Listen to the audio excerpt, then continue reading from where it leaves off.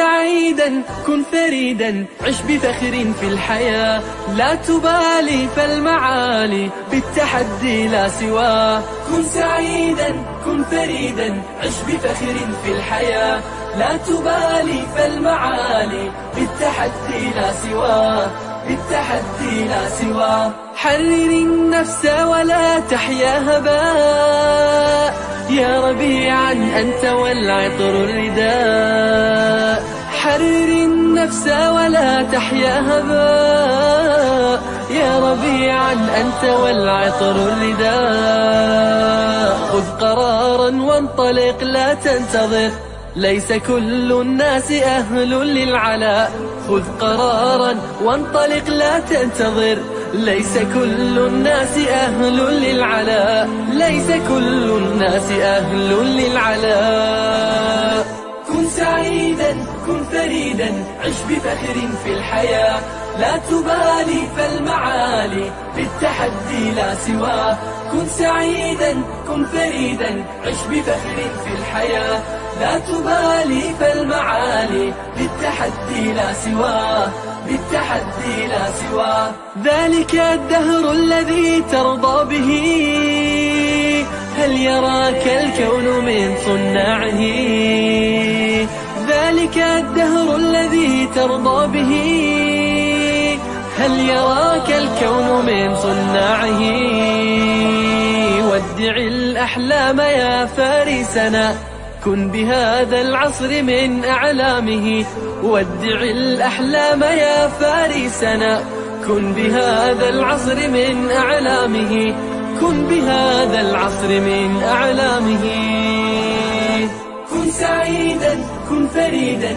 عش بفخر في الحياة لا تبالي فالمعالي بالتحدي لا سواه كن سعيدا كن فريدا عش بفخر في الحياة لا تبالي فالمعالي بالتحدي لا سواه بالتحدي لا سواه إنما المشتاق للمجد التليد لن تراه مستكينا كالعبيد إنما المشتاق للمجد التليد لن تراه مستكينا كالعبيد إنه ليث البرايا ثابت يمتطي العز بعزم من حديد إنه ليث البرايا ثابت يمتطي العز بعزم من حديد يمتطي العز بعزم من حديد كن سعيدا كن فريدا عش بفخر في الحياة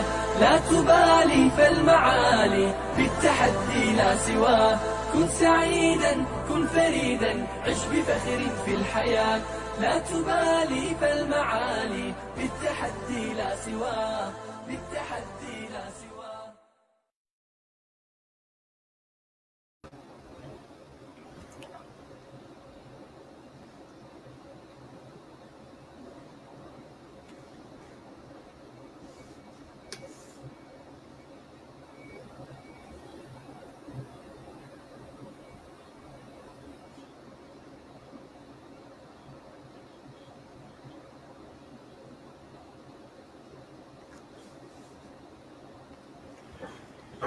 Bismillahirrahmanirrahim. Innal hamdalillah nahmaduhu wa nasta'inuhu wa nastaghfiruh wa na'udzu billahi min shururi anfusina wa min sayyiati a'malina. Man yahdihillahu fala mudhillalah wa man yudlilhu fala hadiyalah. Wa asyhadu an la ilaha illallah wahdahu la syarikalah wa asyhadu anna Muhammadan 'abduhu wa rasuluh. Amma ba'd. Rabbi shrah li sadri wa yassir li amri wa hlul 'uqdatam min lisani yafqahu qawli. Rabbi zidni ilma warzuqni fahma. Allahumma inna nas'aluka ilman nafi'a wa rizqan tayyiba wa amalan mutaqabbala. Assalamualaikum warahmatullahi wabarakatuh. Apa khabar jemaah muslimah kita di Masjid Kampung Siglap pada pagi ini? Mudah-mudahan semuanya dalam keadaan yang sihat, sejahtera hendaknya dan dirahmati Allah Subhanahu wa taala senantiasa. Daripada awal tadi kita lihat ada ramai teman-teman kita yang sudah masuk memberikan salam kepada saya, kepada admin, bahkan ada yang bertanya kepada Ustazah Muslimah. Saya tak tahu dia masih berada di belakang tabir ataupun tidak lah, sebab bulan-bulan Ramadan Ustazah Muslimah dia sibuk. Okey. Yelah pegawai masjid kan yang dia sibuk je lari sana lari sini kan. Okey. So pertama sekali kita lihat di sini Kak Zah kita. Assalamualaikum dan selamat pagi Ustazah. Waalaikumsalam warahmatullahi. Moga Ustazah sihat pagi ini insya-Allah. Mudah-mudahan amin. Kita juga ada Kak Aisyah di situ. Assalamualaikum Ustazah Dr. Sakinah Sabtu dan jemaah sekalian. Sabahul khair, sabahul nur. Thank you so much admin for this FB live. Ramadan Karim semua. Kak Nur kita di sana, dia juga memberikan salam kepada kita semua. Assalamualaikum Ustazah, admin dan teman-teman. Selamat pagi. Wassalamualaikum warahmatullahi wabarakatuh Kak Nur. Selamat pagi Kak Nur, semoga Allah Subhanahu Wa Taala merahmati dan memberkati kita semua insya-Allah. Kita juga ada juga daripada Haryati di situ. Waalaikumsalam Ustazah dan pencinta ilmu. Dia jawab salam saya tadi. Kemudian ada Fitriyanti.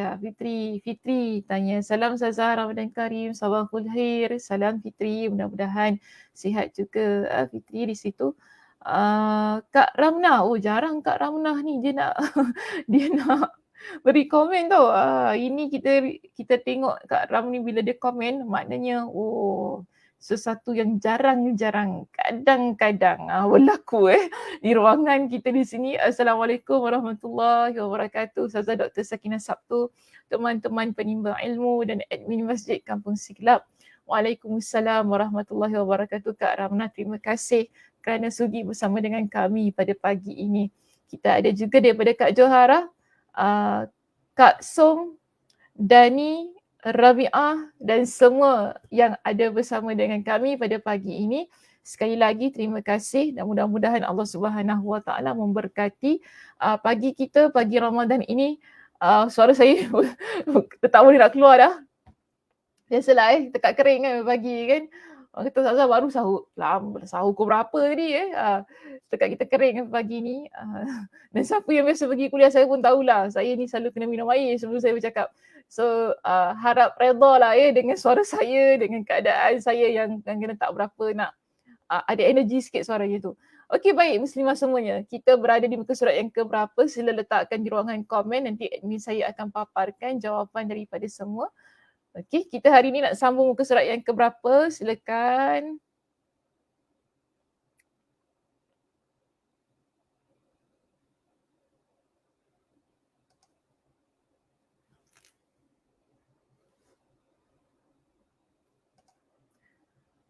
Ada. Okey, Kak Som kita. Kak Som, poin 46, muka surat 218. Ya, muka surat 218. Ada yang lain? Kak Zah. Okey, Kak Zah, sambungan poin yang ke-46. Muka surat 218, paragraf yang keempat Ustazah. Paragraf yang keempat ya. Tak, muka surat saya. Kak Noh, sambungan muka surat 218. Okey. Fitri, point 46, muka surat 218. Semua orang sebut muka surat 218. Kenapa pula tu? Jangan. Subhanallah, la quwwata illa.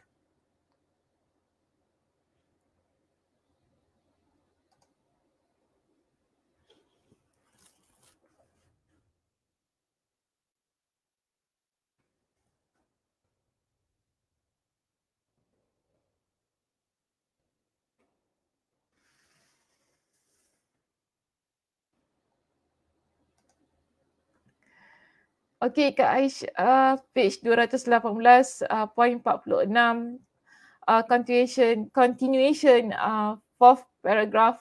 Kak Ramna juga, okey, semua berikan muka surat yang samalah 218. Baik, tapi muka surat Ustazah biasanya lain ya. Kita tidak ada muka surat yang sama. Okay, baik, kita tengok muka surat kita yang keberapa. Dan saya harap semua betul lah tu ya di situ muka suratnya. Sebab Ustazah pun tak tahu betul ke tidak. Mudah-mudahan betul. Baik, kita berada di perenggan yang tadi kata yang keempat ya. Kita masih lagi berada di poin yang ke-46. iaitu menjaga lisan dari ucapan yang diharamkan. Bahagian yang kedua. Okay, kita berada di bahagian yang kedua. Muka surat Ustazah 226. Tadi semua muslimah kata muka surat 218 tadi kan. Okey. So mungkin di situ betul lah kita lihat yang lain semua muka surat 218, Ustazah muka surat 226. Yang penting cari poin kita yang ke-46 ini. Kemudian nanti cuba lihat mungkin betul berada di perenggan yang keempat. Kalau saya, kita berada di perenggan yang ketiga. Okey, yang ketiga. Baik. Pertama sekali sebelum kita pergi kepada perbahasan di dalam perenggan kita tersebut, kita lihat tentang apa yang telah kita bincangkannya sejak beberapa sesi yang lepas. Dalam perbincangan-perbincangan kita, kita ada menyebutkan tentang langkah-langkah syaitan untuk mengganggu gugat. Okay, pos-pos iaitu pusat kawalan kita yang Allah Subhanahu Wa Taala berikan kepada kita untuk mereka ini rosakkan. Jadi syaitan dia akan pergi daripada satu tempat ke satu tempat iaitu anggota tubuh badan kita ini untuk dirosakkan, untuk ia sentiasa melakukan kemaksiatan. Jadi pertama kita dah lihat pada sesi yang lepas, syaitan dia akan serang pada nafsu kita sehingga hati akan mengikutinya. Seterusnya dia akan pergi ke mata kita. Setelah mata, dia akan pergi ke telinga. Setelah itu pada lisan. Jadi minggu lepas kita baru bincangkan tentang lisan.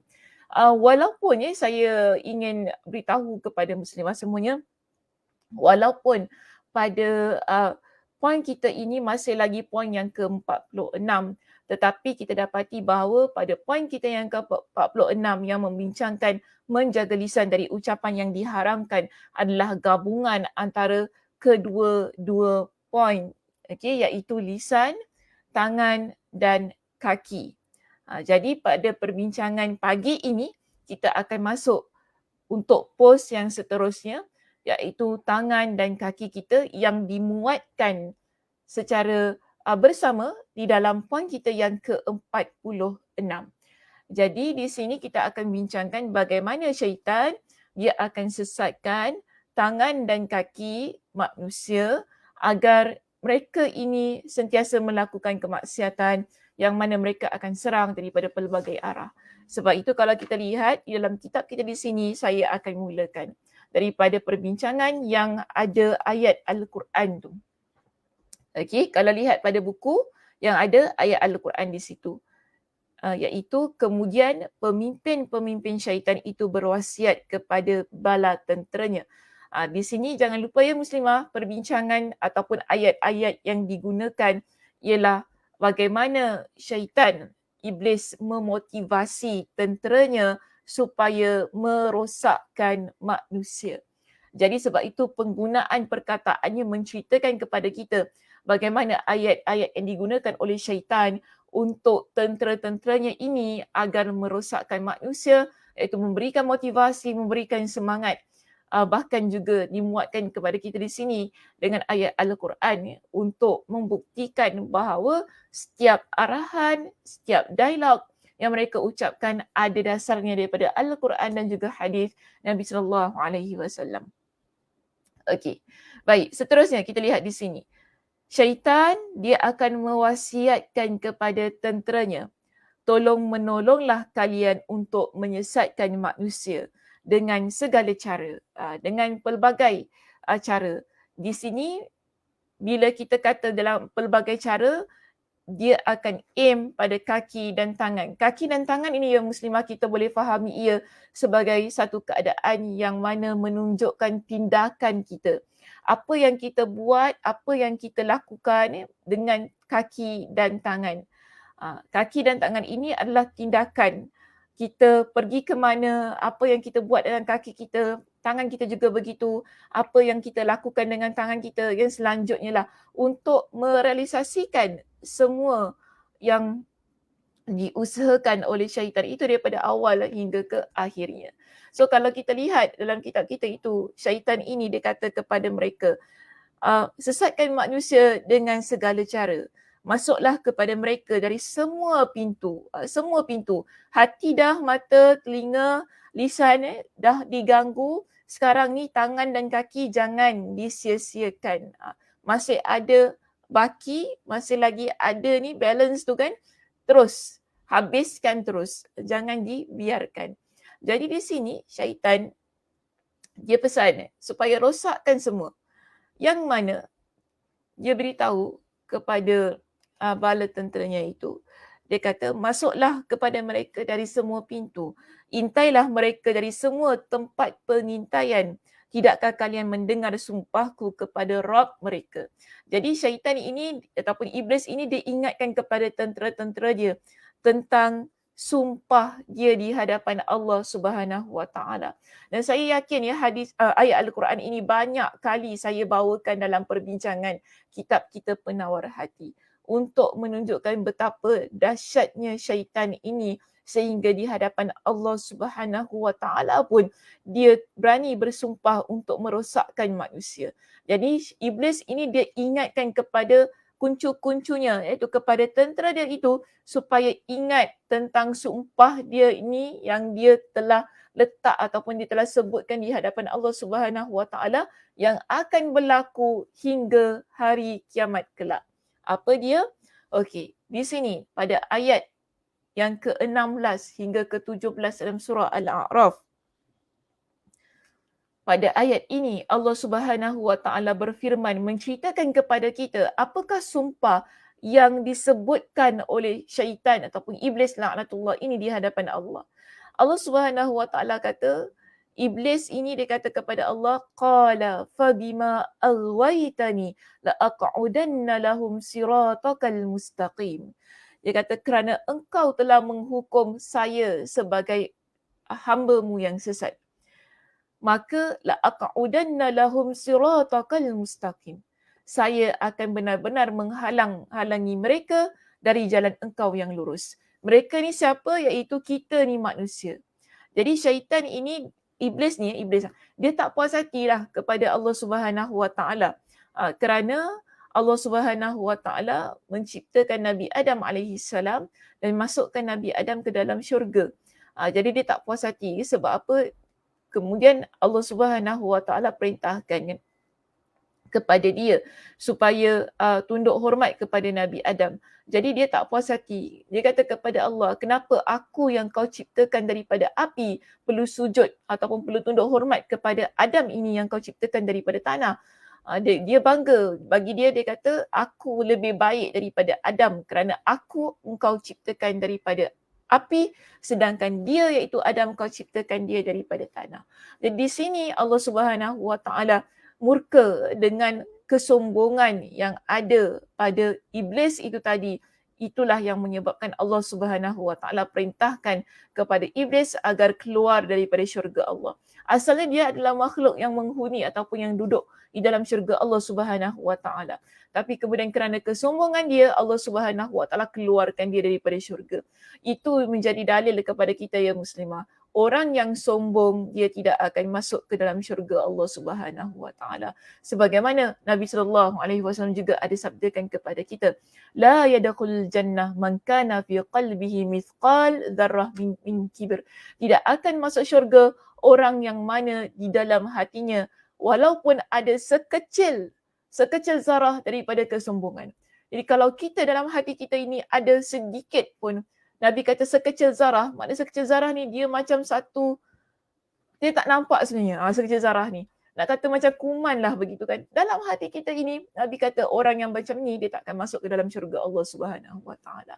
Sebab itu Allah Subhanahu Wa Taala keluarkan iblis daripada syurga. Allah masukkan dia ke dalam api neraka. Tapi iblis, dia tak puas hati tadi kan? Dia kata kepada Allah, kau dah hukum aku sesat wahai Allah. Sebagaimana ayat yang ke-16 itu tadi. Kau dah kata aku sesat, kau keluarkan aku daripada syurga, maka aku akan menghalang, aku akan menghentikan mereka, iaitu Adam dan keturunannya daripada jalan engkau yang lurus. Lalu dia kata apa kepada Allah? Thumma la'atiyannahum min baini aydihim wa min khalfihim wa an aymanihim wa an syama'ilihim wa la tajidu aktsarahum syakirin. Aku akan mendatangi mereka. Bagaimana aku akan sesatkan anak Adam ini? Bagaimana aku akan sesatkan umat manusia ini? Dia janji di hadapan Allah, aku akan mendatangi mereka daripada pelbagai arah. Bahawa bila setiap kebaikan yang dia ingin lakukan daripada arah-arah ini semua, aku akan rosakkan. Itu dia kata kepada Allah, ثُمَّ لَآتِيَنَّهُمْ مِنْ بَيْنِ أَيْدِيهِمْ. Aku akan mendatangi mereka daripada arah depan mereka. وَمِنْ خَلْفِهِمْ, daripada arah belakang mereka. وَعَنْ أَيْمَانِهِمْ, daripada kanan mereka. وَعَنْ شَمَائِلِهِمْ, daripada kiri mereka. Dan engkau, wahai Allah, wala tajidu aktsarahum syakirin. Berani pula dia kata gitu kepada Allah.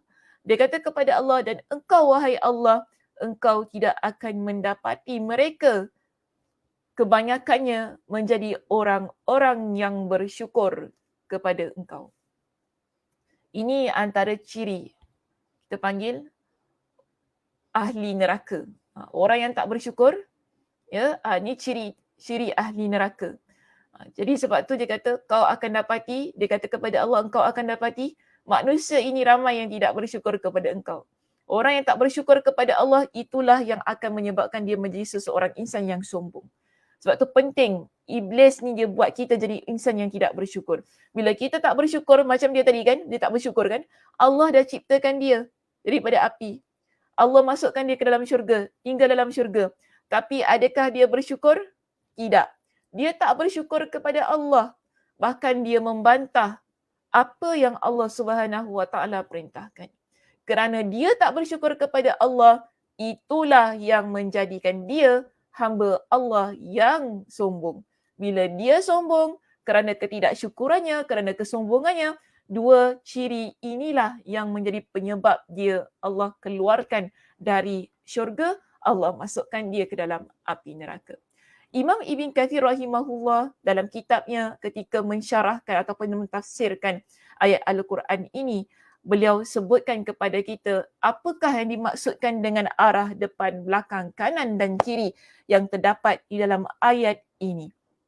Okey, Imam Ibn Kathir rahimahullah ketika dia mentafsirkan ayat ini, beliau rahimahullah menyebutkan kepada kita maksud yang terdapat pada keempat-empat arah yang disebutkan oleh Allah Subhanahu Wa Taala. Pertama, bila dia kata iaitu syaitan iblis laknatullah itu tadi, bila dia kata dia akan mendatangi manusia daripada arah depan, bermakna di sini dia kata aku akan berikan keraguan pada akhirat mereka, tentang akhirat mereka. Maknanya bila dia datang pada arah depan kita ini, iblis itu dia akan berikan kepada kita dengan pelbagai macam keraguan tentang akhirat kita. Betul ke hari kiamat tu ada? Tak adalah. Hai, boleh je kita ni buat benda-benda dosa ni. Tak mungkin Allah Subhanahu Wa Taala akan adili kita. Kan dia akan kata, takkanlah Allah Subhanahu Wa Taala zalim sangat nak adili kau di hadapan di padang mahsyar. Terukna Allah tu. Dia akan berikan keraguan kepada kita sehingga kita akan buat dosa. Kan tak mungkinlah Allah akan timbang dosa-dosa aku. Tak mungkin Allah Subhanahu Wa Taala akan masukkan aku dalam api neraka. Itu semua tak pernah nampak pun. Kita tak pernah nampak pun dengan mata kepala kita. Takkanlah itu boleh berlaku. Ada ke syurga? Ada ke neraka? Ada ke sirat, titian sirat tu? Allah nak suruh kita seberang titian sirat itu. Siapa yang tak boleh seberang tu kita akan masuk dalam api neraka. Betul ke ada? Ini iblis. Dia akan buat kita meragui tentang segala sesuatu yang terdapat pada hari kiamat. Bila dia serang kita ataupun bila dia goda kita daripada arah depan, Tujuannya ialah untuk memberikan keraguan kepada kita tentang hari akhirat itu, tentang hari kiamat, sehingga kita tak percaya kepada hari kiamat. Bila kita tak percaya pada hari kiamat, kita akan berani melakukan dosa. Okey, kita akan berani melakukan dosa. Kerana apa? Kita tak rasa adanya perhitungan. Kita tak terfikir pun pada waktu itu akan adanya hari pembalasan. Bila dalam keadaan yang sedemikian, kita akan buat dosa sebanyak-banyaknya sehingga kita tak menghiraukan apa yang akan berlaku kepada kita di hari kiamat, yang sebenarnya hari kiamat itu adalah hari yang kita panggil sebagai hari yang kekal untuk kita. Yang tidak akan orang kata adanya hashtag throwback lagi. Untuk dunia kita tak ada lagi dah muslimah. Kita dah tak boleh lagi nak berangan-angan. Kalau duduk kat dunia kan best kan. Kalau duduk kat dunia kan bagus kan. Tak ada. Itu semua tak ada lagi. Okay. Yang ada pada hari kiamat itu ialah kita panggil sebagai satu yang kekal dalam hidup kita. Saya dah pernah ingatkan hari kiamat. Yes, ia adalah hari yang penuh huru-hara. Hari yang penuh dengan orang kata kita tak boleh, yang pada waktu itu kita dah tak kenal lagi saudara tau. Kita cuma fikirkan tentang diri kita saja. Allah ingatkan dalam Al-Quran, pada waktu itu kita masing-masing akan lari daripada semua orang. Kerana apa? Kerana kita tidak mahu orang minta kita bertanggungjawab pada apa yang telah kita lakukan. Kita akan lari daripada mak kita, daripada adik-beradik kita, daripada suami kita, daripada semua, daripada anak kita. Hari yang mana masing-masing cuma memikirkan tentang amal sendiri. Tapi ketika kita hidup di dunia ini, iblis itu tadi, dia datang daripada arah depan ini, dia akan buat kita tak ingat tentang akhirat kita. Dia akan buat kita meragui akhirat kita. Begitu juga bila dia datang daripada arah belakang, yang mana dia nak goda kita, kan? Di sini maksudnya ialah aku jadikan mereka senang dengan kehidupan dunia. Iblis akan buat kita rasa suka dengan kehidupan dunia kita ini. Kita cari dunia, kita terlampau sangat dengan dunia ini hingga kita lupa tentang amal ibadah kita. Kita lupa tentang hukum hakam, kita lupa tentang syariat, kita lupa tentang nak belajar agama, kita lupa tentang apa yang Allah Subhanahu Wa Taala ingatkan kepada kita dengan Al-Quran. Kita lupa sebab apa? Kita dah terlampau lalai dengan kehidupan dunia kita. Yang kita ingat ialah, apa kita ingat? Hidup hanya sekali. Tu kan, enjoy lah, puas-puas. Ini iblis dia akan buat kita fikir bahawa hidup kita ni hanya sekali. Kita nak buat apa, buatlah masa kita hidup di dunia ini. Nanti kalau kita mati, kita dah tak boleh buat apa dah. Ini yang iblis sentiasa ingatkan kepada kita. Kau nak buat dosa, buat. Jangan tunggu-tunggu. Nanti kalau dah mati tak boleh buat dosa dah. Kan, enjoy, puas-puas. Kau nak buat apa, kau buatlah. Nanti kalau dah mati kau menyesal. Dia jadikan dunia itu sesuatu yang menyenangkan kita. Kan dia kata, kau nak joget dandut, joget. Jangan tunggu-tunggu, jangan tahan-tahan. Nak joget. Joget. Kan nak pergi mana pergi. Nak masuk kelab sana, kelab sini, masuk. Jangan tahan-tahan. Nanti kalau dah mati kau menyesal. Iblis dia akan buat kita ingat bahawa dunia ini adalah kekal. Dia akan jadikan kita seorang muslimah yang begitu senang dengan dunia. Sehingga kita lupa tentang akhirat kita. Yang pada awal tadi kan, dia dah rosakkan bahagian depan tu. Sebab dia begini muslimah. Kalau dia rosakkan kita tentang keraguan tentang akhirat, tapi kalau dia tak berjaya untuk buat kita senang tentang kehidupan dunia, bahagian depan tu yang dia nak rosakkan tak jadi. Sebab kalau kita jadi seorang muslimah yang ingat kepada akhirat, masakan mungkin kita jadi seorang muslimah yang ada keraguan tentang akhirat tu. Dia di bahagian depan. Okay.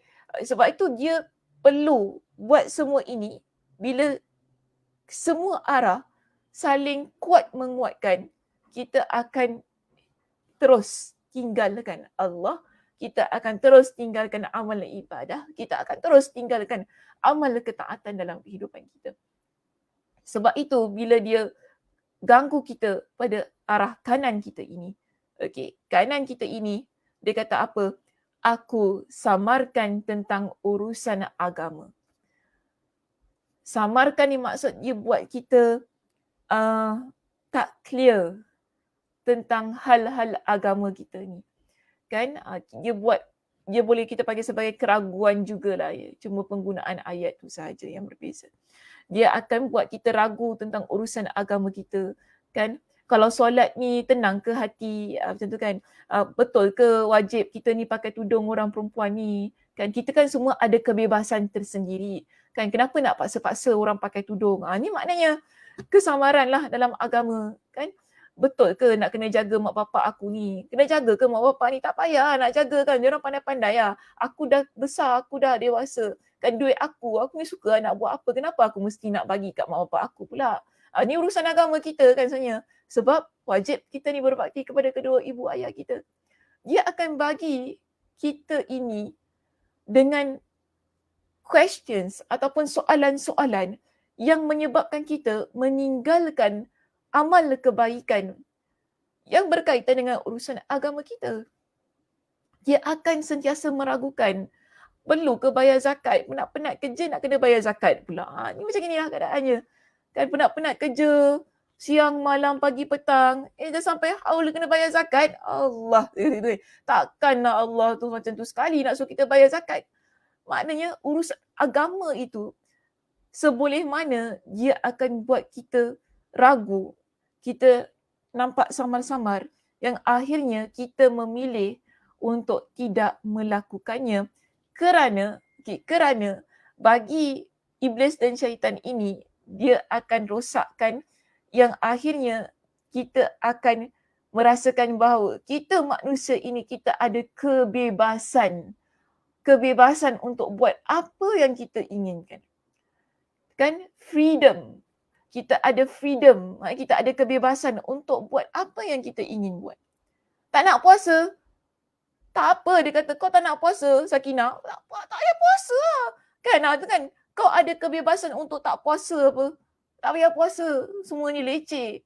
Kan? Kalau kita buat apa? Kau jadi manusia kalau kau tak ada kebebasan. Kenapa nak dengar cakap agama kau?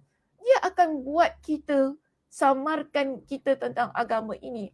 Sehingga kita pun terfikir, betul juga. Kalau aku tak nak puasa, buat apa nak paksa-paksa? Macam itu keadaan dia kan.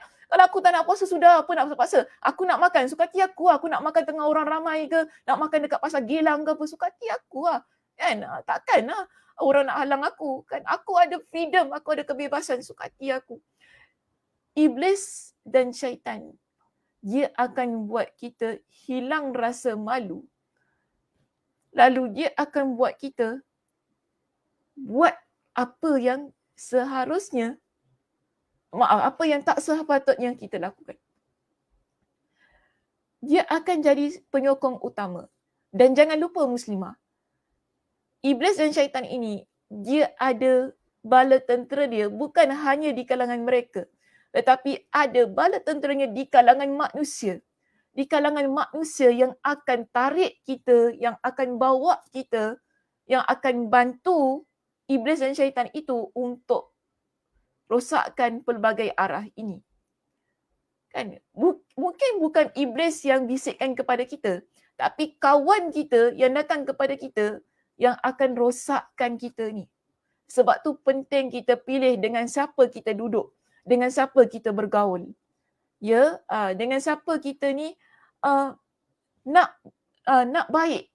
Sebab kalau kita tersalah pilih, kawan-kawan ini kemungkinan besar mereka akan bawa kita ikut kepada jalan iblis dan syaitan. Dengan keraguan-keraguan, kesamaran-kesamaran yang mereka usaha untuk letakkan pada diri kita, pada hati kita, yang akhirnya kita meninggalkan kebaikan lalu kita melakukan kemaksiatan. Begitu juga bila kita kata daripada arah kiri kita itu tadi, maka iblis dia kata apa? Aku akan jadikan mereka suka dengan perbuatan maksiat. Bila dia datang daripada arah kiri kita, dia akan buat kita suka kepada perkara-perkara maksiat. Sehingga cantiklah perkara ataupun urusan depan, belakang, kanan, kirinya, dia jadi lengkap yang akhirnya kita pun tidak beramal soleh sedikit pun. Kerana serangan ataupun kedatangan iblis dan syaitan ini daripada pelbagai arah yang disumpahkan ia di hadapan Allah Subhanahu wa taala. Di dalam kitab kita ini mendatangkan kepada kita dengan hadis untuk menyokong apa yang disebutkan oleh iblis itu tadi dalam surah Al-A'raf pada ayat yang ke-16 hingga ayat yang ke-17. Di sini Nabi SAW kalau lihat pada perenggan yang berikutnya ada hadis kan dalam bahasa Arab itu. Okey, saya nak baca hadis ini dan saya nak syarahkan sedikit hadis tersebut untuk tunjukkan kepada kita bagaimana syaitan ini betul-betul all out. Syaitan ni dia all out untuk merosakkan manusia. Maknanya dia tak ada kenal erti putus asa. Syaitan tak ada kenal erti orang kata tak apalah sudahlah, dia tak nak buat macam mana. Itu kita. Ya, itu kita manusia. Tapi syaitan selagi tak kena, selagi tak dapat, selagi itu dia akan kenakan dan dapatkan. Okey, depan, belakang, kanan, kiri. Ada lagi caranya yang lain. Sebagaimana di dalam hadis kita di sini. Syaitan ini dia akan halang manusia daripada pelbagai arah. Sebagaimana ayat Al-Quran tadi. Nabi kata apa dalam hadis ini? Hadis riwayat Imam An-Nasa'i dengan status hadis yang sahih. Inna syaitana qa'ada li bani Adam bi atrukihi. Sesungguhnya syaitan dia akan mengintai untuk menghalang-halangi anak Adam di seluruh jalannya. Seluruh jalan iaitu pelbagai jalan itu tadi. Depan, belakang, kanan, kiri. Tetapi ada isu-isu yang dia fokuskan ketika dia dia serang tu kan daripada pelbagai arah tersebut. Kejap ya. Saya lupa pakai pin.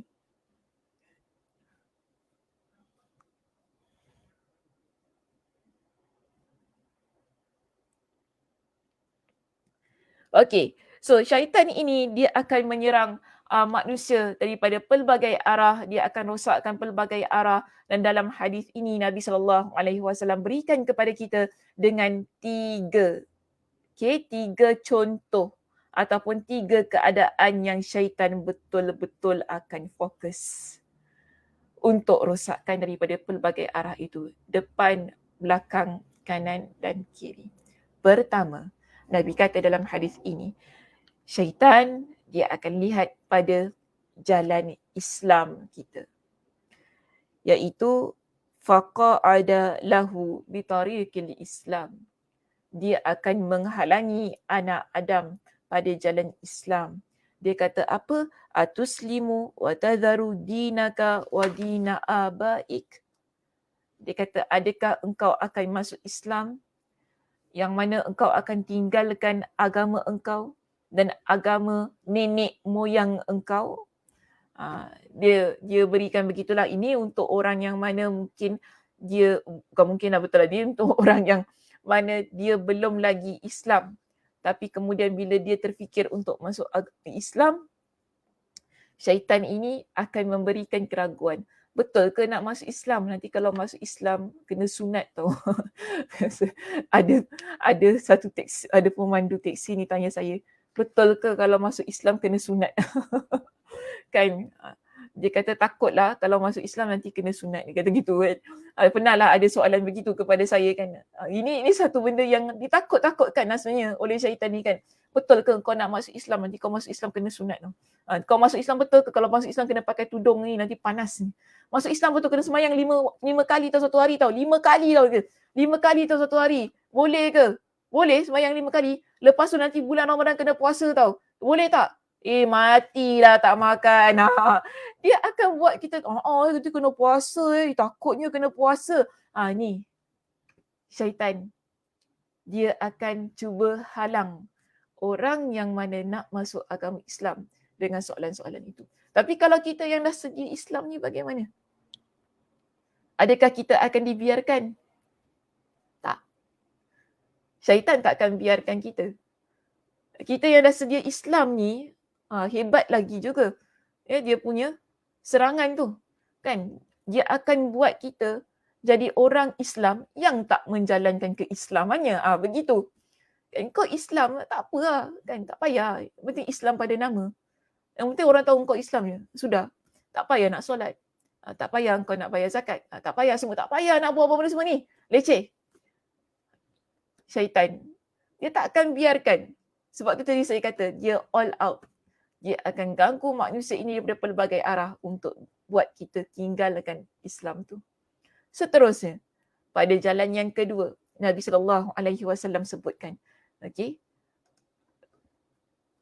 Nabi SAW sebutkan. Saya tersilap, saya tertekan tadi. Nabi SAW sebutkan pada jalan yang kedua, iaitu hijrah. Pada jalan ini, syaitan ni dia akan halang kita daripada berhijrah, lalu dia akan kata kepada kita, atuhajiru wa tadharu ardaka wa sama'ak, adakah engkau ini akan berhijrah, kau akan tinggalkan bumi engkau, langit engkau, kan? Fa khalafahu wa hajara. Kemudian orang itu pun dia terus berhijrah, dia tak dengarlah bisikan syaitan ni ataupun keraguan yang diadakan oleh syaitan ini. Hijrah di dalam teks hadis kita itu kan menunjukkan kepada kita bahawa orang itu dia nak berpindah daripada satu tempat ke satu tempat. Yang mana tempat itu dah cukup selesa bagi diri dia. Dan tempat itu dah cukup nyaman, dah cukup dah segala-galanya, dia ada pelbagai macam di tempat tersebut. Tetapi oleh kerana ada banyak kemaksiatan di tempat itu, dia nak ubah surroundings dia, keadaan dia, maka dia nak berhijrah ke tempat yang lain. Ini dipanggil sebagai hijrah dalam konteks hadis ini. Tetapi muslimah, kita juga boleh melihat bahawa ia sebagai satu keadaan kita nak mengubah ataupun kita nak merubah diri kita daripada satu keadaan yang tidak baik kepada keadaan yang baik ataupun keadaan yang baik kepada keadaan yang lebih baik. Ini juga kita panggil ia sebagai hijrah. Dan itu bagi saya lebih bertepatan dengan konteks kehidupan kita hari ini. Dan syaitan laknatullah, dia akan sentiasa buat kita berhenti daripada berhijrah itu. Kita mungkin, maaf saya kata, kita bukanlah seorang muslimah yang berapa baik lah. Tapi kita ni nak jadi baik. Syaitan dia akan rosakkan niat kita tu tadi. Keinginan kita untuk jadi baik. Kan? Kita nak jadi seorang muslimah yang solat, yang pakai tudung contohnya. Seorang muslimah yang tak nak lagi cakap perkataan-perkataan yang tak baik. Tapi syaitan ini dia akan usaha untuk menghentikan kita. Ini yang kita panggil sebagai satu keadaan yang betul-betul perjuangan untuk kita berhijrah. Saya faham hijrah ni tak mudah ya. Kita nak ubah, dia selain daripada keadaan syaitan ini nak ganggu kita, kita pun ada kan tentera-tentera syaitan di kalangan manusia yang akan buat kita berhenti daripada berhijrah. Akan buat kita tinggalkan hijrah kita. Mulut orang yang cakap kita kan kata alah macam baik sangat. Kalau dulu tak baik sampai bila-bila akan jadi tak baik. Orang akan cakap gitu pada kita bila kita nak berhijrah ni kan. Kita nak jadi lebih baik dan kita usaha nak tutup aurat kita dalam keadaan yang lebih sempurna. Orang kata apa nak bungkus-bungkus ni semua, kau nak jadi sarung, nak jadi macam nangka ke kena sarung macam tu. Orang cakap gitu kan, kita pun jadi rasa malu. Betul tak? Kita rasa malu. Malulah nanti orang kata bungkus-bungkus ni tak cantik lah, macam orang tua lah, apalah gitu gini kan. Kita akan dimomokkan dengan pelbagai macam perkara, pelbagai macam isu sehingga kita meninggalkan hijrah. Jadi syaitan dia akan usaha untuk rosakkan hijrah itu. Namun Nabi kata orang ini dia terus tetap berada dalam keadaan hijrah. Dan dia tinggalkan bisikan-bisikan syaitan tu tadi. Syaitan dia akan lihat pada jihad. Bagaimana jihadnya? Kalau dalam teks hadis kita ini menunjukkan bahawa jihad yang dimaksudkan ialah jihad pergi berperang. Kerana kalau lihat kepada persoalan yang diutarakan ataupun isu yang ditimbulkan oleh syaitan ini kepada orang yang nak berjihad, dia kata apa? Atujahidu fatuqtala fayuksamal mal wa tunkahaz zawjah. Adakah kau nak pergi berjihad? Kalau kau pergi berjihad, kau mati. Kalau kau mati, harta kau pun dibahagi-bahagikan.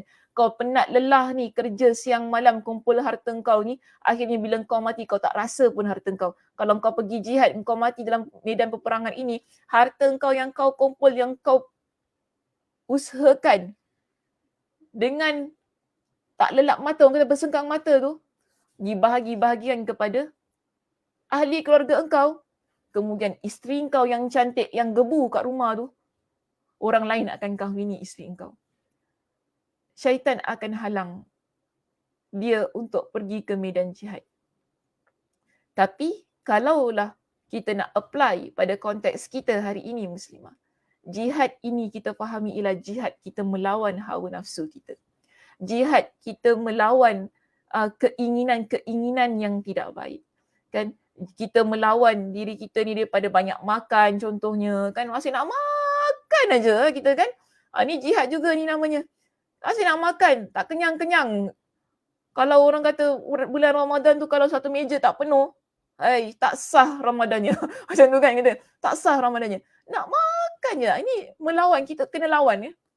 Kita kalau tahu makanan ini tak habis. Ini kalau beli lagi dia tak akan habis. Jangan beli. Kita lawan. Tapi sedap, tengok macam best beli je lah tak apa. Kita macam tu kan. Tak apa kan. Nanti kalau tak habis nanti boleh buat lepas tarawih boleh makan. Nak cakap, makan ke tak tu lepas tarawih tu?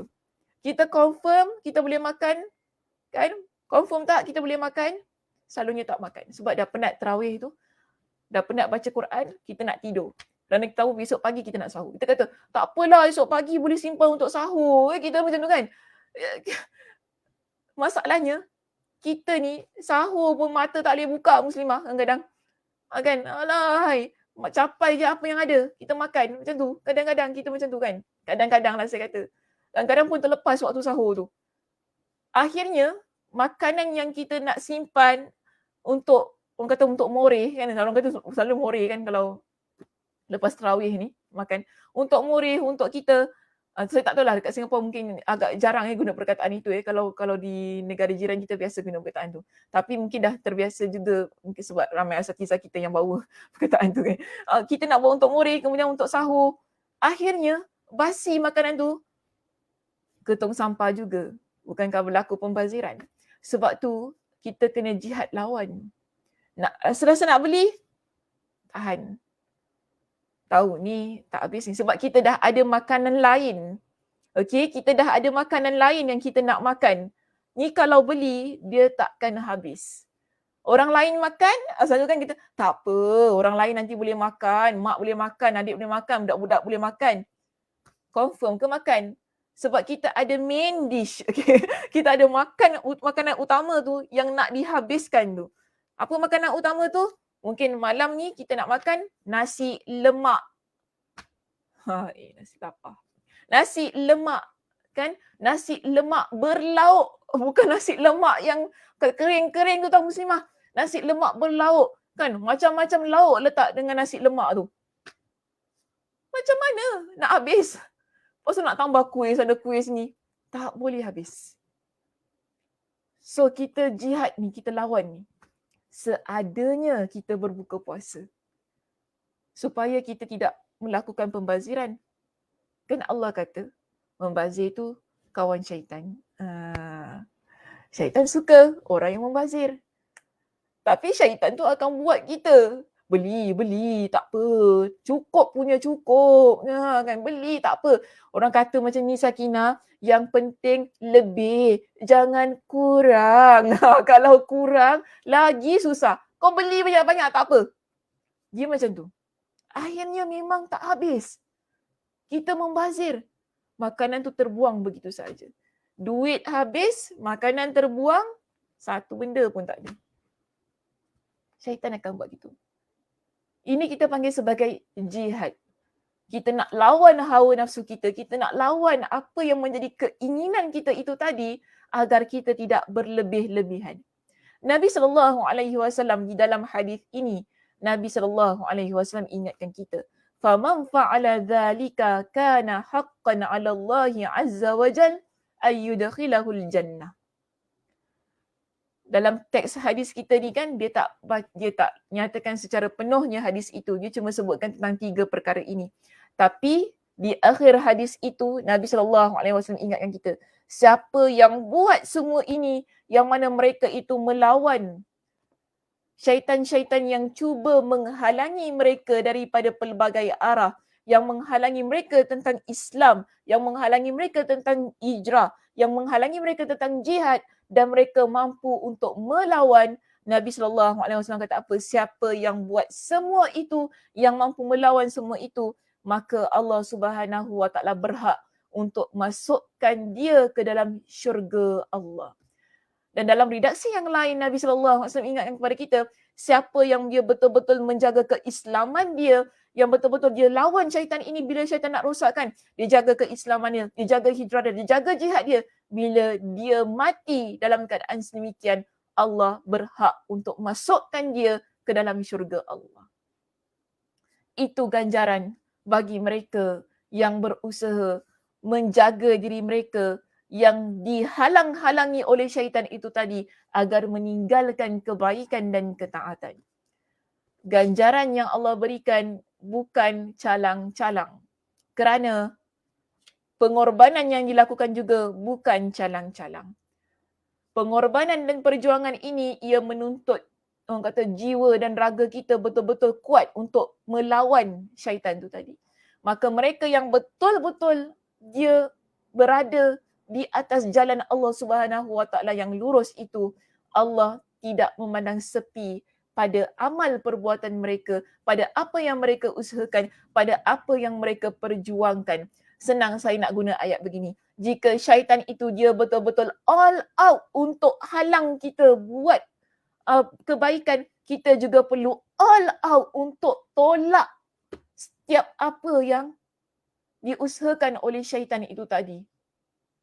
Kalau dia bersungguh-sungguh, kita juga bersungguh-sungguh. Kalau dia betul-betul nak halang kita, kita juga betul-betul untuk lawan dia. Biar kita yang menang, dia yang kalah. Bila dia tewas, Allah Subhanahu Wa Taala akan melihat kita sebagai seorang pemenang, pemenang yang orang kata apa? Diberikan dengan ganjaran bukan satu piala yang kita boleh boleh kita tunjukkan kepada orang ramai. Tak, tapi Allah bagi kita dengan syurga. Syurga yang kekal abadi. Yang tidak ada galang gantinya. Tapi syaitan dalam teks kita ini, perenggan demi perenggan, dia akan suruh tentera-tentera dia jangan sesekali tinggalkan semua jalan itu tadi. Kaki, tangan manusia itu, yang mana kita kata kalau kita Islam, kita berada dalam keadaan Islam, kita berada dalam keadaan hijrah, kita berada dalam keadaan jihad, ia memerlukan kepada kaki, tangan kita itu, tindakan kita untuk menolak semuanya itu. Tapi syaitan laknatullah, dia akan pesan dan terus pesan kepada tentera-tentera dia, jaga jalan-jalan ini, intai setiap kebaikan yang mereka nak buat. Kalau mereka nak buat, halang. Jangan biarkan satu pun kebaikan yang ada pada diri mereka. Kalau kita rujuk pada perenggan yang berikutnya. Kalau saya beri muka surat 229. Syaitan ini, dia akan suruh tentera-tenteranya menjadikan wanita sebagai penolong mereka. Okey, sila cari perenggan ini. Saya tak tahu di perenggan yang keberapa.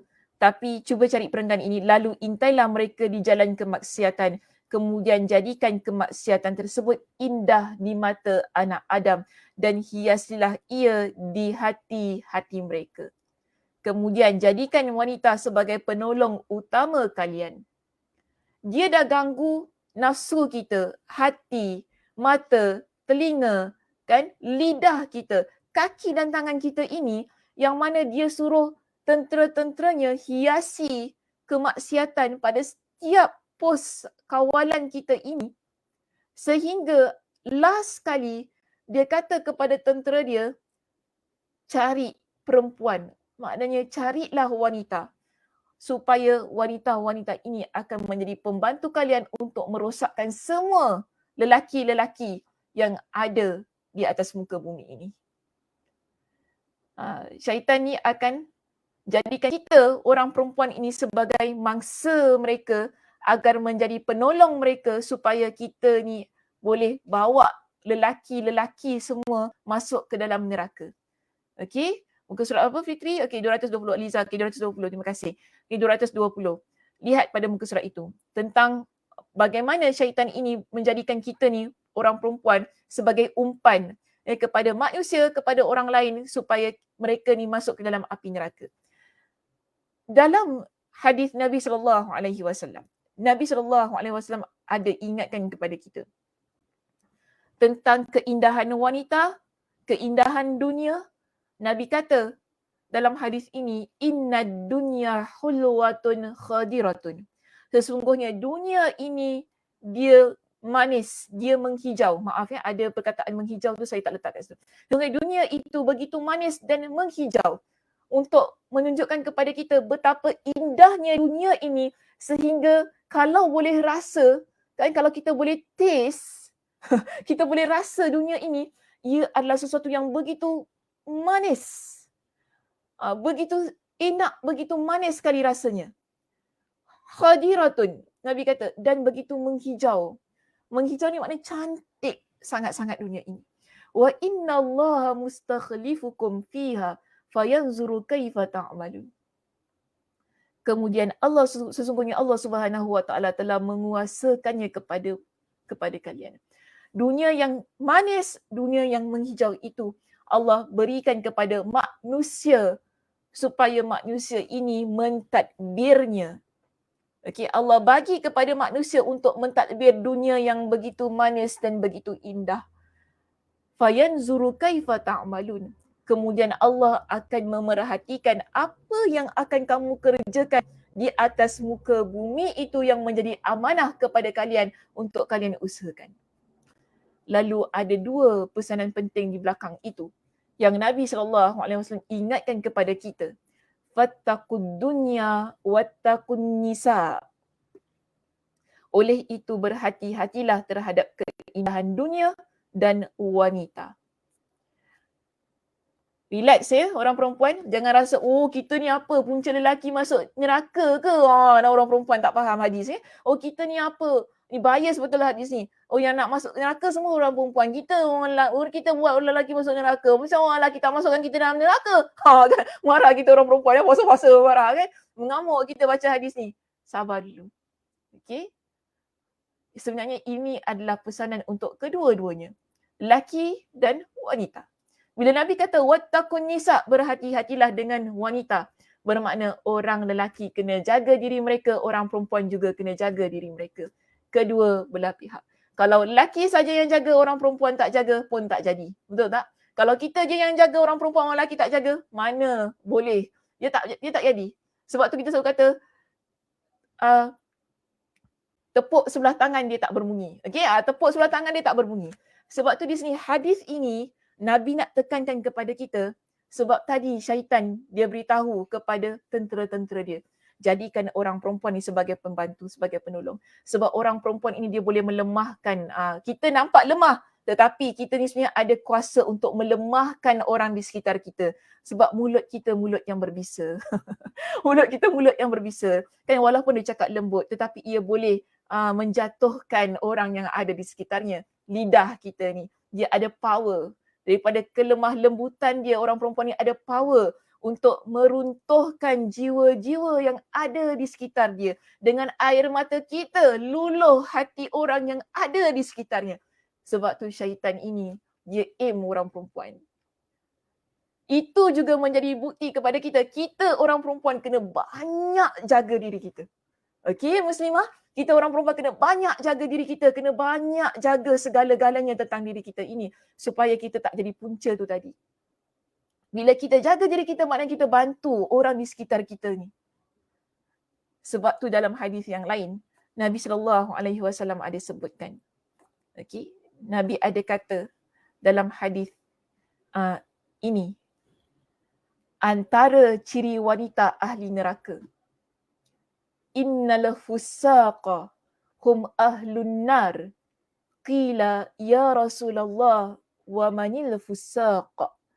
Nabi SAW pernah bersabda kepada para sahabat. Nabi kata, orang-orang yang fasik adalah para penghuni neraka.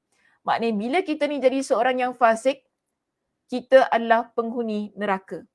Okey. Kemudian ditanya di kalangan para sahabat ni, mereka tanya, siapa orang yang fusaq itu? Fusaq ni maksudnya yang merosakkan, boleh cakap semikian juga. Yang merosakkan. Nabi kata an-nisa. Nabi belum habis cakap lagi ya ni an-nisa. Tapi bila Nabi sebut orang perempuan, ada di kalangan mereka yang terus tanya. Sebab pelik, kenapa Nabi kata orang perempuan? Okay, bila Nabi jawab dengan soalan ini, maknanya bukan semua perempuan. So kalau kita bukan perempuan yang begini, janganlah kita terasa duk marah sangat. Macam tu kan? Marah betul dengan Nabi ni kan? Semua orang perempuan masuk neraka. Kalau kita wanita yang salihah, alhamdulillah lah, bukan jadi ahli neraka. Macam gitu keadaan dia. Kita lihat di sini. Di kalangan para sahabat, bila mereka kata, orang perempuan yang fusak itu, yang masuk dalam api neraka, mereka pun tanya kepada Nabi, bukankah wanita-wanita itu awalasna ummahatina? Bukankah mereka itu ibu-ibu kita? Bukankah mereka itu adik-beradik perempuan kita, kakak-kakak kita semua? Dan bukankah mereka tu perempuan-perempuan ini adalah isteri-isteri kita? Nabi kata, bala. Ya, betul. Aku tak kata salah, betul. Tapi, walakinnahunna. Tapi, di kalangan mereka, maknanya ada di kalangan ibu-ibu kita, adik-beradik perempuan kita, isteri-isteri kita, yang mana idza a'tayna lam yashkurna. Maaf saya silap baris tu. Idza u'tina lam yashkurna. Jika diberi kepada mereka, mereka tidak bersyukur, iaitu mereka tidak berterima kasih. Pertama, ciri wanita ahli neraka ni yang pertama begitu. Kedua, wa idza betulina lam yasbirna. Dan jika mereka ini Allah berikan kepada mereka dengan ujian, mereka diuji, mereka ni tidak sabar. Okey. Dua ciri wanita ahli neraka yang Nabi SAW sebutkan di sini. Kenapa, apa kaitannya yang saya nak relatekan dengan syaitan tu tadi? Dia macam ini muslimah. Kita ni bila kita jadi orang perempuan yang tidak bersyukur, yang tidak berterima kasih, kita akan menyusahkan banyak pihak di sekitar kita. Okey? Contoh saya bagi, kalau kita jadi ibu yang tidak bersyukur dengan anak-anak kita, kita akan tekan anak kita ni untuk bagi kita lebih sehingga anak kita melupakan tanggungjawab dia terhadap ahli keluarga dia. Boleh nampak maksud Nabi SAW di sini? Jika kita jadi seorang isteri yang tidak bersyukur dengan apa yang suami kita berikan, kita tak nak lihat kesusahan suami kita, lalu kita akan menyebabkan suami kita buat perkara-perkara yang dia tak mampu buat, yang kemungkinan dia akan buat perkara-perkara dosa kerana untuk memuaskan nafsu kita. Ni hebatnya orang perempuan. Dia boleh buat lelaki tunduk dengan dia. Okey? Seorang ibu, dia boleh buat anak lelaki pun tunduk pada dia. Kan? Kalau saya bagi contoh lain, ibu ni kalau dia jadi ibu mertua yang tidak baik, porak-peranda keluarga dia. Betul tak?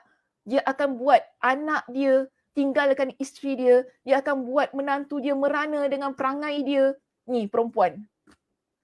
Dahsyat orang perempuan ni. Dia ada kekuatan yang sedemikian. Kalau kita jadi adik-beradik perempuan ni, yang mulut tak reti jaga, boleh jadi batu api. Yang melaga-lagakan ipaduai, kita boleh jadi batu api. Rosak tak? Rosak. Kita tak bersyukur, kita tak cukup. Mungkin abang kita bagi kita sikit duit kan. Kita, sikitnya duit ni semua mesti bagi lebih lah kat bini dia. Aku adik dia apa, aku patut berhak untuk harta dia. Oh, pandai nak cakap gitu kan. Kita pun laga-lagakan. Adik-beradik ni semua, kau tengok abang pelokek semua, lebihkan bini dia. Macamlah bagus sangat bini dia tu. Kita buruk-burukkan adik-beradik ni semua. Habis. Saling membenci antara satu dan yang lain. Daripada mana? Orang perempuan. Ya, orang perempuan. Sebab itu, nampak ya, Kalau kita jadi wanita yang sedemikian, syaitan senang. Ambil je orang perempuan ni, jadikan dia umpan, jadikan dia rosak. Bila orang perempuan ni rosak, habis suami dia rosak, anak lelaki dia rosak, senang kita punya kerja. Sebab tu tadi syaitan dia beritahu kepada tentera-tentera dia, kan? Jadikan wanita sebagai penolong utama kalian. Kalau orang perempuan tu dah macam gitu perangai dia, jadi wanita yang tak berterima kasih, yang tak reti nak bersyukur, senang kerja kita. Sama juga kalau kita lihat pada poin yang kedua tu tadi. Jika kita menjadi seorang wanita yang kurang sabarnya ataupun tak ada kesabaran langsung, ketika kita diuji, kita boleh buat perkara-perkara di luar kawalan kita. Kerana apa? Kita adalah makhluk yang Allah Subhanahu Wa Taala ciptakan dengan penuh emosi. Ya, kita ada banyak emosi. Kita akan ikut perasaan kita. Bila kita ni kurang sabar, kita tak sabar kan, kita akan mula menyalahkan orang di sekitar kita di atas sesuatu yang kita tak dapat. Kita tak dapat. Kita tak nak cakap apa? Kita dapat kahwin dengan lelaki yang kita nak. Kita dapat kahwin dengan lelaki yang kita suka. Kita mula salahkan kawan kita. Sebab kau goda dia, kau gini. Macam-macam. Kita tak sabar. Kita akan mula timbulkan permusuhan. Ya. Contoh, kita tak sabar. Bila kita ni dapat duit sikit daripada harta warisan ayah kita contohnya, kan orang perempuan selalu dapat sikit kan, kita tak sabar. Kita mulalah buat perkara-perkara, bawa sana bawa sini, cerita sana cerita sini, tentang perkara-perkara yang tak baik. Akhirnya rosak keharmonian keluarga. Kita boleh relate lah dalam pelbagai perkara. Bila orang perempuan ni tak sabar, apa yang boleh berlaku dalam keluarga dia, dalam masyarakat dia, kerana ketidaksabaran yang ada dalam hati dia ataupun diri dia. Dia boleh merosakkan. Kalau dia tak sabar dalam keadaan yang susah, mungkin dia boleh suruh suami dia pinjam duit beribu-ribu untuk dia yang akhirnya tak terbayar-bayar dan sebagainya, hidup dalam keadaan yang berhutang, menyusahkan orang lain. Banyak perkara yang boleh berlaku. Jadi ini kenapa? Bukan Nabi kata tak ada lelaki yang tak sabar. Bukan Nabi nak kata kepada kita, lelaki ni semua bersyukur. Bukan begitu. Tetapi ia sebagai satu peringatan, sebagai satu motivasi untuk diri kita supaya jangan jadi penolong kepada syaitan tu tadi. Jangan jadi penolong kepada syaitan tu tadi. Kita orang perempuan, bila kita dah tahu begini, kita jangan jadi macam tu. Senang. Jangan timbulkan apa-apa isu ataupun polemik yang mengatakan ini hadis Nabi bias gender. Dia ni apa? Semua orang lelaki yang boleh masuk syurga. Tak, bukan begitu. Tetapi ia sebagai satu peringatan kepada kita supaya kita jadi wanita yang lebih baik, wanita yang lebih soleha, wanita yang lebih bersyukur kepada Allah Subhanahu Wa Taala, yang lebih banyak berterima kasih kepada orang di sekitar kita, wanita yang lebih sabar dalam kehidupannya. Kerana bila kita jadi seorang muslimah yang sabar, muslimah yang bersyukur, Allah Subhanahu Wa Taala akan masukkan kita ke dalam syurganya. Begitu juga dengan orang lelaki. Bila mereka jadi orang yang tidak bersyukur, mereka tidak sabar, lalu mereka melakukan kemaksiatan kerana ketidaksyukuran dan ketidaksabaran mereka, mereka juga Allah Subhanahu Wa Taala masukkan ke dalam api neraka. Sebaliknya, jika mereka menjadi seorang yang sabar, seorang yang bersyukur, sama-sama bantu orang perempuan, sama-sama kita ni saling kuat menguatkan ya muslimah. Kita isteri yang sabar, suami kita pun sabar, alhamdulillah. Kalau kita tak sabar, suami kita yang sabar pun tak boleh juga. Kan kalau suami kita tak sabar, kita pula yang sabar pun terbalik, susah kita. Itu yang jadi masalah. Susah Ustazah nak cakap, suami saya tak sabar. Ataupun nanti suami kita katakan, susah Ustazah nak cakap, isteri saya tak sabar kan, saya nak marah je. Dia tak boleh jadi. Maknanya dia saling menguatkan antara satu sama lain. Jadi bila kita jadi seorang muslimah yang sabar, muslimah yang bersyukur, ia akan menjadikan syaitan itu tidak mampu untuk meletakkan kita di barisan hadapan bagi menggoda ataupun merosakkan orang lain di sekitar kita. Kita jangan jadi PA kepada syaitan tu ya. Jangan jadi PA kepada syaitan. Kita akan rugi. Bagaimana untuk tidak jadi PA kepada syaitan, dan jangan sesekali kita apply that post. Jangan kita apply. Okay, kalau kita pernah jadi resign, okay, sila resign daripada post tadi. Jangan jadi PA syaitan ni. Kalau kita jadi PA syaitan ini, kita akan rugi dunia dan akhirat. Kerana PA syaitan, dia akan musnahkan. Dia bukan beri keuntungan pada kita tau. Ataupun dia hanya merosakkan kita. Tapi PA syaitan ini, dia akan rosakkan semua orang yang ada di sekitar dia. Dia akan buat semua orang huru-hara kerana dia. Sebab itu, bila kita resign, kita jadi seorang muslimah yang salihah, kita berusaha menjadi seorang muslimah yang taat, insan di sekitar kita akan turut tenang. Akan turut berusaha untuk jadi manusia yang baik. Akan turut menjadi insan-insan ataupun lelaki-lelaki yang mampu berdiri untuk melaksanakan amanah dan tanggungjawab demi melaksanakan ketaatan kepada Allah Subhanahu Wa Taala. Okey muslimah, itu sahaja perbincangan kita untuk pagi ini. Terima kasih di atas perhatiannya. Mudah-mudahan Allah Subhanahu Wa Taala merahmati dan memberkati pertemuan kita pada pagi ini. Dan terima kasih, tekak saya pun dah naik kering tadi kan. Dan memang tak boleh tapi kena on saja. Mudah-mudahan ya Allah Subhanahu Wa Taala berikan kepada kita dengan kesihatan, kesempatan untuk kita menyambung lagi perbincangan ini di minggu hadapan. Jangan lupa muslimah, minggu hadapan adalah kuliah kita yang terakhir untuk bulan Ramadan kita dan maknanya nanti kita cuti lama ya, cuti sebulan juga. So sebelum kita cuti sebulan, usahakan untuk kita menghadiri kuliah kita yang terakhir itu nanti dan mudah-mudahan Allah Subhanahu Wa Taala memberikan kepada kita dengan kesihatan dan kelapangan masa untuk terus mengikuti sambungan pengajian kitab kita ini. Saya tutup pengajian kita dengan tasbih kafarah. Subhanakallahumma wa bihamdika asyhadu an la ilaha illa anta astaghfiruka wa atubu ilaik. Assalamualaikum warahmatullahi wabarakatuh.